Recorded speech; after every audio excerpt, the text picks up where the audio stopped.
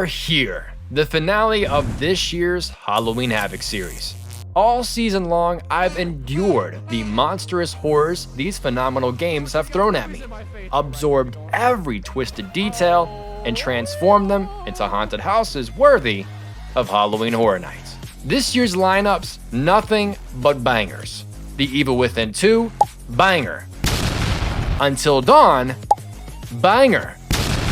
And now we cap it all off with the biggest bang of them all, Bioshock. Tactical nuke incoming!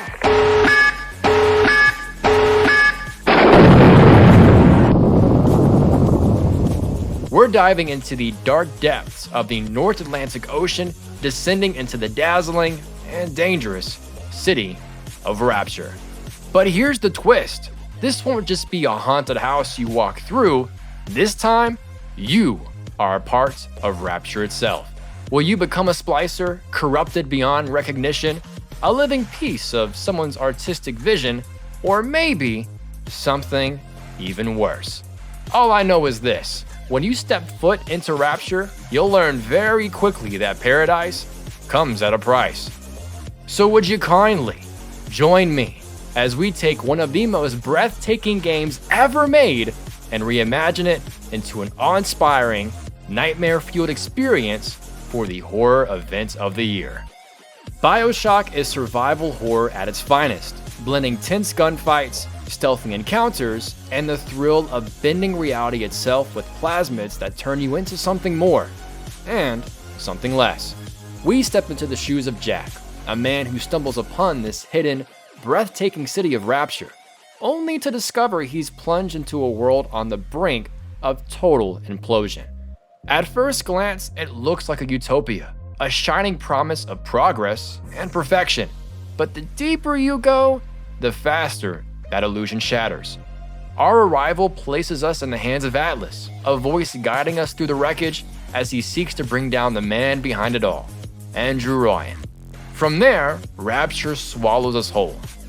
We experience rundown metros where safety is a forgotten word, medical pavilions that feel more like a torture chamber than hospitals, vacation retreats warped into hellscapes of chaos and decay, and rogue galleries that are twisted into grotesque displays of art. And this is where Bioshock sets itself apart. Rapture isn't just a setting, it's alive. Every detail matters: the sound of dripping water in an empty hall, the crackle of a dying neon sign, the whispers of a splicer just out of sight, even the audio diaries scattered across the city, every single one a fragment of a bigger tragedy. You never witnessed the fall of Rapture firsthand, but the game makes you feel like you did. The bloodstains, the broken promises etched on the walls, the eerie silence followed by sudden, violent chaos. It all immerses you in a city that's as terrifying as it is beautiful.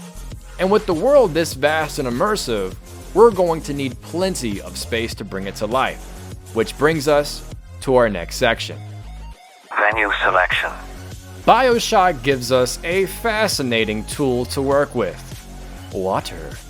And when it comes to water-based houses, Halloween Horror Nights has a solid history of making them unforgettable.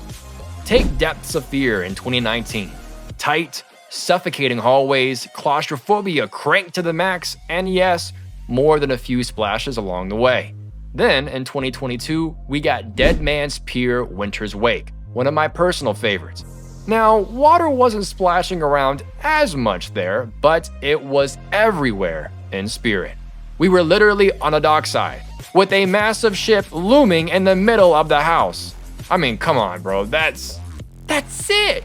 I say all that to say this. With water being such a core theme in Bioshock, this house needs room to breathe. Actually, you know what? Scratch that. It needs room to flood. And not like that Terrifier incident that happened earlier this year. Wait a minute. We're putting this house in a good old soundstage. Now yes, I know every house in this year's Halloween Havok lineup has ended up in a soundstage, but if there's one that deserves it the most, it's Bioshock. Between the towering set pieces, the sheer scale of Rapture, and the constant reminder that you're trapped at the bottom of the ocean, Only a soundstage can do it justice, especially with the locations I've got in mind for this walkthrough. And trust me, there's a lot. But let's not get ahead of ourselves. Before we dive into the deep end, let's start with the next section. Queue experience. For all of my past transformations, I've treated the queue as a sneak peek, a warning of what's to come. Projections hinting at danger, unsettling music, maybe a chilling voice reminding you that you shouldn't be here. But for this one, we're flipping the script. We're lying through our teeth. The queue for Bioshock will feel as welcoming as it possibly can. Overhead, warm 1940s music drifts through the air, setting the mood for an oasis waiting just beyond. Along the walls, glowing projections of plasmid posters promise evolution, advertisements for a brighter, better tomorrow, and Rapture. And then we add something new. Live actors. Now, Universal has dabbled with this before, with Jack and Chance roaming the queues a couple of years back, and one more recently, as in a couple of weeks, Art the Clown wandering the park. And it works. It completely elevates the immersion. So here, we take the same idea and thread it directly into the story. Actors drift through the queue in period-perfect clothing, chatting with guests like they're fellow passengers. On the surface, they're buzzing with excitement about Rapture, but if you listen closer, you'll hear things that don't quite line up. Their stories contradict, their smiles stretch just a little too wide, and every now and then, a crack slips through. Just enough to make you question what's really waiting below the surface. It slowly becomes clear, if you're paying attention, that all of these passengers have been to Rapture before. And they're not here for sightseeing, they're here for Adam. But if you know what Adam really does, then you know corruption isn't far behind. And while Rapture may be the destination, how we get there, well, let's just say it's the same plane we board at the very beginning of the game itself. Dang it! Sorry, I'm getting ahead of myself again. Would you kindly roll the next title card? Artwork and design. For the poster of this experience, we're keeping it classy and timeless. The design will scream vintage, directly inspired by the plasmid posters scattered throughout Bioshock and echoed in the queue itself. At the center, we feature the iconic Universal Arch, but with a twist. It's submerged beneath the ocean, glowing in a warm neon hue that cuts through the water. Around it, subtle details hint at Rapture's world, like the towering lighthouse rising in the distance, bottles of Adam and Eve drifting like relics, and faint silhouettes that tease what's waiting below. The overall aesthetic is welcoming, polished, and almost too perfect, mirroring the false promise of Rapture itself. Just as the queue invites guests in with a sense of wonder, this poster should whisper one message loud and clear. Come on in. Setting and atmosphere. When it comes to setting an atmosphere, it's obvious. Rapture is the heart of this transformation. But unlike my past creations, where guests stepped into the role of spectators, watching the chaos unfold around them, Bioshock is different. Here you're not just watching Rapture, you're living it. You are part of its story. And that story is more than just horror. Rapture is beautiful, stunning even. Towering Art Deco architecture, neon lights humming beneath the ocean, murals and advertisements promising evolution and progress. It's a city that was built to impress, and even in its downfall, its beauty still lingers. That's why I don't want you to simply walk through these environments like you're touring a set. I want you to not only experience them, but be a main character alongside Jack. And to capture that duality, this house will feature more locations than any I've created before.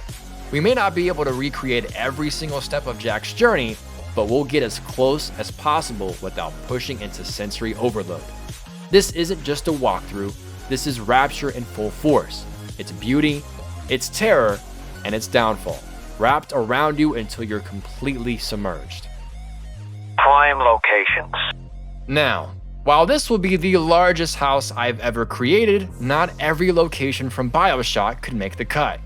But that's not a loss. It's intentional. Each area you're about to step into has been carefully chosen to guide you through Rapture's story, in a way that's clear, immersive, and unforgettable. The goal isn't to overload you with every corner of the city. It's to create a journey that flows seamlessly, pulling you deeper and deeper into the nightmare. The theming will remain constant, the path easy to follow, and with each step forward, the story of Rapture will grow darker, heavier, and more treacherous. From the shattered elegance of the Kashmir restaurant and the welcoming center, to the twisted experiments lurking in the medical pavilion, and beyond into the grand halls and forgotten depths of the city, each stop will immerse you further into Rapture's elegance and its corruption. Entry level. I know the first setting is a little vague, and that's because it's actually a blend of several iconic areas woven neatly together, connected but still distinct. Our descent begins where it all started, the infamous lighthouse. Remember, we were passengers on that plane with Jack, moments before it crashed into the ocean. As the waves settle, we make our way toward the lone beacon in the dark. Inside, we're greeted by the towering golden statue of Andrew Ryan, placed proud above his infamous words, "No gods or kings, only man."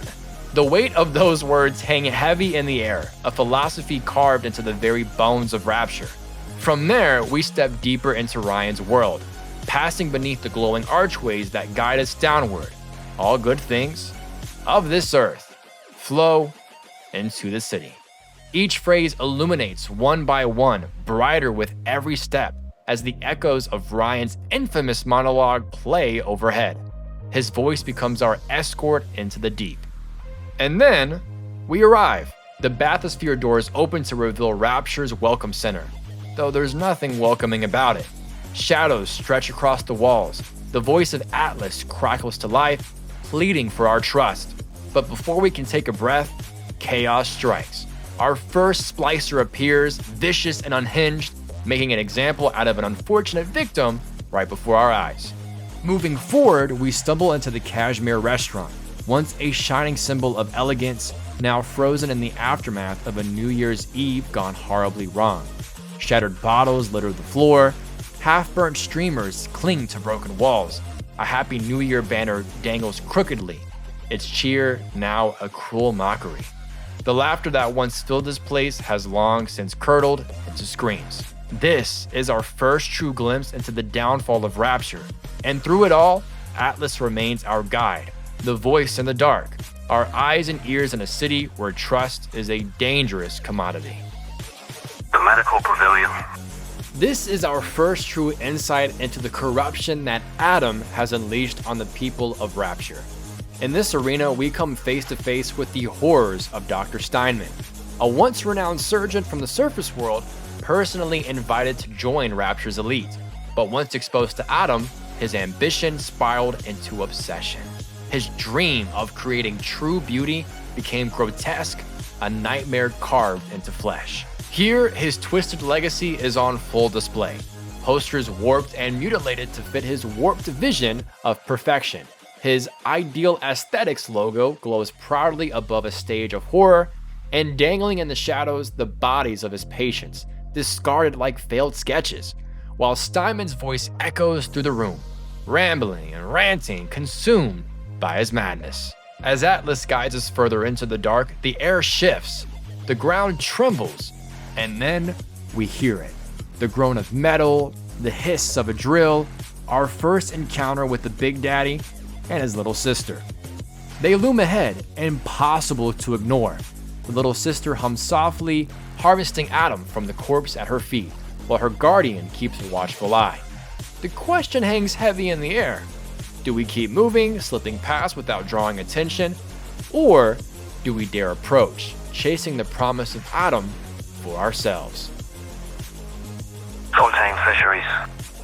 This area is a key insight into how certain members of Rapture twisted the city limitations to their advantage, and no one played that game better than Frank Fontaine. A con man, a smuggler, a criminal, Fontaine was everything Andrew Ryan despised, and he used his so-called Fontaine fisheries as nothing more than a front for his underground empire. Smuggling goods from the surface, selling them in the shadows, Fontaine built power on the very thing Rapture swore to abandon. But when word of his dealings reached Ryan, the man at the top made his move. And in true Ryan fashion, the solution was simple. Fontaine had to die. And so, officially, he did. In this section, we move alongside Jack through stacks of contraband crates, the stench of rot clinging to the air. The walls drip with frost from the fishery's freezers, the chill settling into our bones as the corridors closed in tighter and tighter. And it's here we encounter Peach Willikins, one of Fontaine's own men, now consumed by paranoia, convinced that Fontaine never truly died. To Peach, we are nothing more than Fontaine's pawn, sent to finish his dirty work. His voice cuts through the cold, filled with rage and suspicion, and before long, he's aiming to take us out. But don't worry, Jack is close by and will undoubtedly handle him as we watch on. Atlas still remains in our ear, guiding us through the chaos. Arcadia. Here, we step into what was once meant to be Rapture's crown jewel, Arcadia. Conceived as a lush vacation escape beneath the sea, it was designed to be a sanctuary of peace and beauty, a paradise to wander when the steel corridors of Rapture became too suffocating. But like everything in this city, paradise has rotted from the inside out. What was once a place to escape to has now become a place to escape from. Guests are surrounded by breathtaking gardens, vines weaving across archways, and the fragrance of flowers that, against all odds, still bloom. Yet this beauty is tainted by danger. Here lurk the Houdini splicers, twisted figures that can vanish into thin air and reappear in a flash, their laughter echoing as they stalk us through the mist. The atmosphere is deceptively crisp, the freshest air in all of Rapture, which is fitting, as Arcadia is the very heart of the city's oxygen supply. But the tranquility is shattered as smoke begins to creep along the floor, curling around our ankles. The air thickens. Andrew Ryan himself has struck, attempting to poison Arcadia and suffocate the life out of the city. For a moment, it feels as though the world is closing in.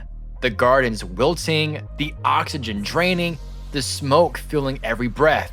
But salvation comes through Atlas and Jack, who fight back against Ryan's sabotage.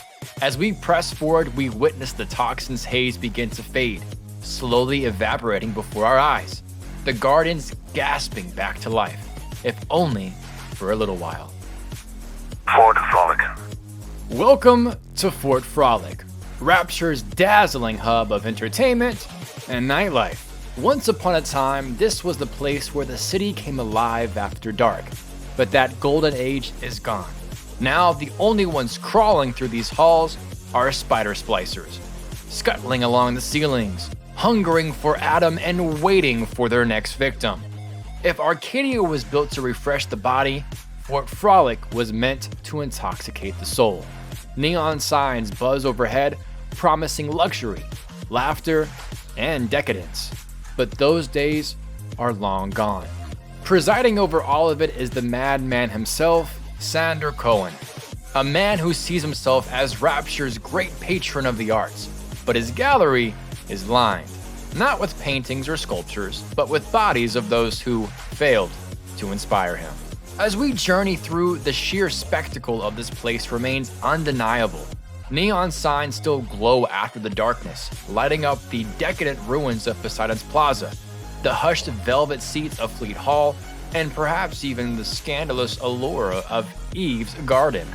Hubba hubba. But the beauty only makes the horror more chilling. Here, for the first time, we are also cut off completely.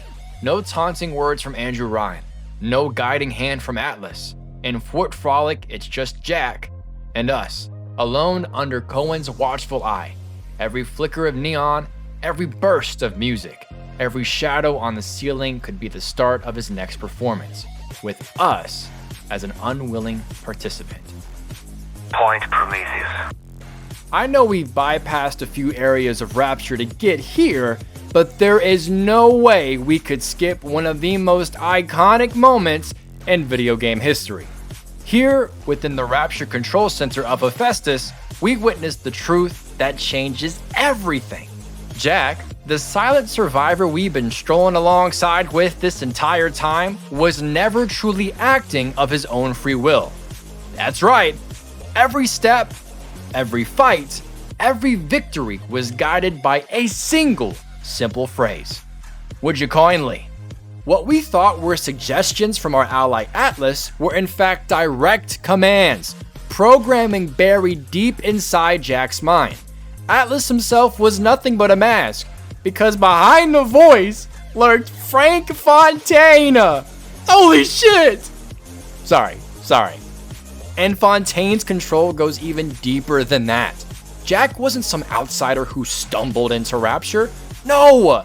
He was born here, molded here, and sent to the surface only to return when Fontaine pulled the strings.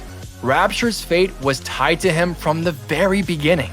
It all comes crashing down in one of gaming's most unforgettable scenes, Andrew Ryan's death, in a room that feels more like a stage than a battleground. Jack, under Fontaine's control, carries out the brutal act. Ryan's empire ends not with a bang, but with his own philosophy turned against him. A man chooses, a slave obeys. But just when it seems all hope is lost, salvation comes from an unlikely place. The Little Sisters. They lead us away from Fontaine's betrayal, guiding us into the next stage of our journey. With the help of Dr. Bridget Tenenbaum, Jack's mind is freed from Fontaine's control. Although there was much more story to unravel and a long, painstaking process to fully break the mind control, for this experience, we will just sum it up as being broken by Tenenbaum in that small section. From here, we descend into the chilling laboratories of Point Prometheus. This is where the horrors of Rapture were made. To take down Fontaine, we must embrace the same horror. We must become a Big Daddy. Guests will explore the twisted halls of creation, moving through the suit assembly, the haunting Little Wonders educational facility, and the horrifying live subject testing area. Every corridor peels back the curtain of how Rapture turned ordinary people into the most feared figures, the protectors and predators of the deep. This section is a brutal reminder. In Rapture, nothing was ever left to chance. Everything from Jack himself to the very monsters stalking these halls was manufactured, controlled, and unleashed. And now, it's our turn to walk that same path, to finish what was started. Fontaine's level. This is the ultimate conclusion to the story of Bioshock. At this point, Jack has fully become the Big Daddy, and we ascend to the highest level of Point Prometheus to face Frank Fontaine in his final monstrous form. The room itself feels alive and hostile the moment guests step in. The air is heavy with the metallic tang of machinery, overheating, mixed with the stench of burnt wiring and chemical atom residue. The room itself feels alive and hostile the moment guests step in. The air is heavy with the metallic tang of machinery overheating, mixed with the stench of burnt wiring and chemical atom residue.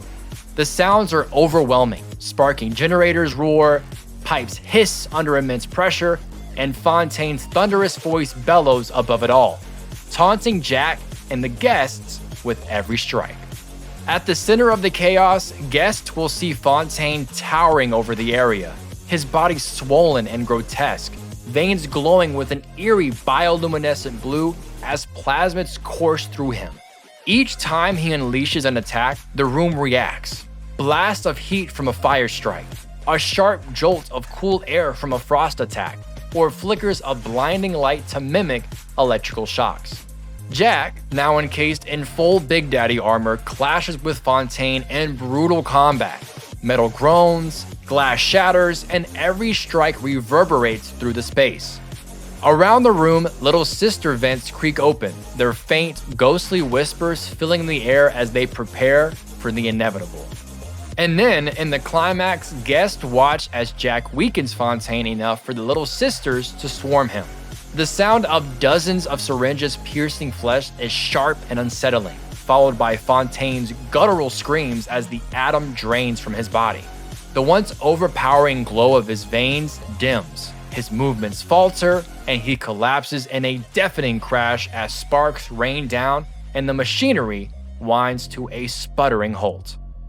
The smell of scorched metal and faintly sweet Adam lingers in the air as the chaos quiets, leaving guests with the eerie calm of knowing Rapture's greatest monster has finally fallen.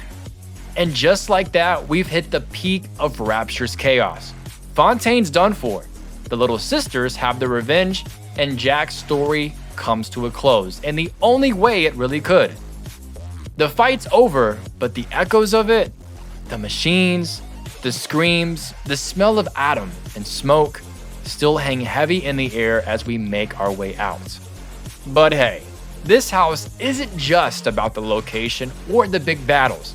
What really makes it come alive are the people, or in some case, the monsters, that we crossed paths with along the way. From allies we thought we could trust, to maniacs crawling on the ceilings, to some of gaming's most unforgettable villains. They're the ones who keep this ride unpredictable. So, before we officially wrap things up completely, let's talk about them. Let's dive into who you'll see, who you'll fear, and who's going to stick with you long after you've left Rapture. Character appearances. Since this is hands down the most ambitious project I've ever tackled in terms of size, that also goes for the cast that this house will contain. Cause boy oh boy, do we have a lineup. For each section we've walked through, we need the right characters to really drive home those key moments. But before we break things down section by section, let me set a quick rule of thumb so I'm not repeating myself. Jack is, of course, our main character. He's guided by the voice of Atlas, who we never actually see, and we are also constantly taunted by the voice of Andrew Ryan. On top of that, the big daddies and little sisters are ever present. You'll see and hear them about 90% of the story. Whenever any of these people show up in a section, I'll mark them with their icons so it's easy to keep track. So, let's break this down. For our entry-level location, guests are introduced to Jack, the voice of Atlas, and some not-so-friendly splicers who set the tone right away. Moving into the medical pavilion, we're still dealing with splicers, but now we meet the horrific Dr. Steinman, along our first encounter with the Big Daddy and Little Sister duo. And trust me, even if you don't see them, you will hear them. Now going into Fontaine Fisheries, alongside splicers, we add in the crazed, paranoid Peach Wilkins, who once worked directly for Fontaine. Moving from there and going into Arcadia, regular splicers take a back seat here, and we're introduced to the Houdini splicers. While certain parts of this area are suffocating with gas, we'll hear overhead Julie Langford instructing Jack on how to use the Lazarus Vector to save the gardens. Now moving into Fort Frolic, radio silence cuts us off from both Atlas and Andrew Ryan, leaving us stranded with a whole mixture of splicers. Base, Houdini, and even spider splicers. And of course, this is where the infamous Sander Cohen makes his entrance, not just in voice, but in person. For Point Prometheus, here we come face to face with Andrew Ryan, while the voice of Atlas morphs into his true identity, Frank Fontaine. The Little Sisters play a huge role in saving us before we meet Tenenbaum, who will now become our guide for the rest of this experience. As we continue further into this section, we will then come across more splicers and Big Daddies. And for the finale, at this point the only thing standing in our way is the grotesquely transformed Frank Fontaine. But don't worry, the Little Sisters are there to finish the job in spectacular fashion. And there we have it, the full crew of Rapture brought to life in this haunted house. With all these characters in place, it's time to sprinkle in the extra magic. You know exactly what I'm talking about. The winks, the nods, the little love letters hidden in the shadows. Yep, it's time for the good old Easter eggs. Sorry, I know that was a lie. Technological wonders. The progression that Rapture has obtained is truly remarkable. and some of its biggest leaps can be seen in the technological details scattered throughout the city. In Bioshock, guests will come across a variety of machines, some prompting you for upgrades, others selling ammo, health and supplies, and even contraptions that let you invent new materials. One of the most iconic pieces of tech, of course, is the Vita Chamber, the respawn point for Jack. These chambers, glowing with an eerie blue light, hum with life and pull you right back into Rapture, whether you like it or not. And then there are the vending machines. Oh yes, the Circus of Values is here, complete with its bright lights and that unforgettable jingle. As a fun nod, this also doubles as a tribute to creative director Ken Levine, who actually voiced the machine himself. But for every useful piece of tech, there's always something waiting to ruin your day. Like those damn security turrets. God, I hate those things. They're everywhere. And sure, there's usually a control station nearby to shut them down, but only if you've got the money. And I didn't have the money. Jack. One of the most interesting design choices in Bioshock is that we never really see Jack's face. Outside of a few faint flashbacks or a photograph, he's intentionally kept a mystery. I thought it would be fun and honestly a little challenging to carry that same idea into this haunted house. So, throughout the experience, whenever Jack appears, something will always obscure his face. Maybe his back is turned toward us, maybe a shadow cuts across his features, or maybe an object is blocking the view. No matter the scene, there's always just something keeping his identity hidden. It's a subtle little nod to what we all experience playing the game. But don't worry, when we reach the big reveal later on, you will finally see that photo of Jack on the wall where the infamous words are plastered. Also on this particular setup, we may also see some smaller pictures or even notes referencing the creators of both the game and the house. So this vision board wasn't just only the origin of the idea behind Jack, but also a nice little nod to those behind the origin of the game and this experience. Would you kindly? By now, we all know the big reveal. Those three little words that completely flip the story of Bioshock on its head. Since it's such a core part of Jack's journey, I thought it'd be cool to bring that same mechanic into the house itself. Throughout the walkthrough, Atlas's voice will drop in here and there with commands that feel natural to the experience. Nothing too wild, just simple things that line up with what you're already doing. For example, would you kindly head down the hall to your left, right before a turn? Or would you kindly watch your step as you come across water? Maybe even, would you kindly look up seconds before a splicer lunges down from above? It's not about forcing the guests to do anything they wouldn't already. It's about making them feel like they're under the same influence Jack was. A sneaky little way to blur the line between the game story and their own experience. Audio diaries. Littered all throughout Bioshock are the infamous audio diaries, and trust me, there are a lot of them. Each one drops little nuggets of history, giving us not just the rise and fall of Rapture, but sometimes even a sneaky hint at what's coming next, if you're paying close attention. For this haunted house experience, it'd be awesome to scatter these recordings throughout the walkthrough. Imagine walking past a dimly lit desk or broken down office and hearing one of those scratchy old tapes start to play. It's the perfect way to replicate the same feeling from the game, like you're piecing together the mystery of Rapture while still trying not to get jump scared out of your shoes. The Splash Zone. Since water is one of the core themes of Bioshock, you already know we're gonna lean all the way into it. Rapture without water is like pizza without cheese. It just doesn't exist. I mean, it's probably out there somewhere, but you get what I mean, all right? You're gonna see the water, you're gonna hear it, you're gonna feel it, and yeah, depending on how unlucky you are, you might even taste it. Sorry in advance. Not really. Now remember how I had the guest activated scare in my Until Dawn concept? Yeah, we're bringing that back. Imagine walking through, spotting a little hidden button, pressing it, and instantly watching some poor soul down the line get blasted with water. Absolutely beautiful. But here's the kicker. Don't think you're safe just because you didn't press it. Oh no, Rapture's got plenty of water waiting for you. If you dodge one spray, another one's right around the corner. Nobody's walking out dry. And let's be real, if that Terrifier house can throw water at people, then trust and believe I'm cranking the sprinklers on full blast here. You're gonna leave this house either screaming, soaked, or both. Probably both.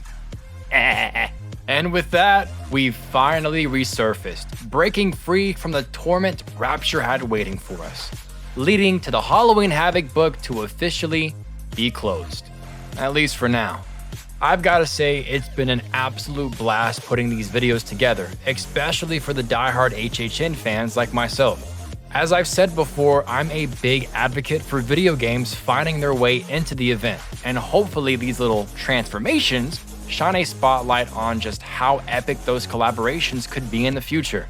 So, what's next for the channel?